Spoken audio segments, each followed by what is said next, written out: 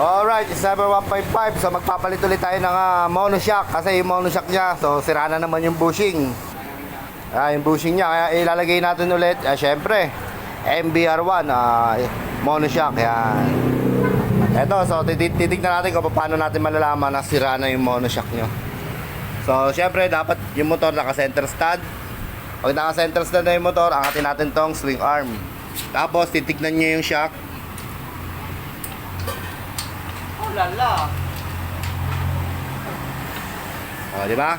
Kitang-kita nyo naman na talaga ang laki ng kalog. Gawa yan ng rubber bushing niya dito sa shock. So kaya naman papalitan natin to. So ang mangyayari kasi yan, habang tumatakbo ka, magkakaroon ng bounce yan. So pag nagba-bounce yan, biglang bibilis, babagal ang takbo ng motor nyo. Lalo na sa medyo rough road na motor. Ayan. Alright.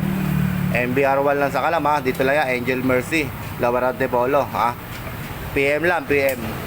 MBR1, so tignan nyo yung bushing nyan, solid, alloy.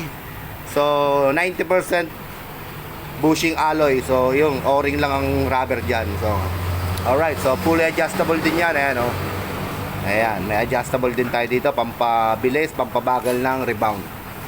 MBR1, alright.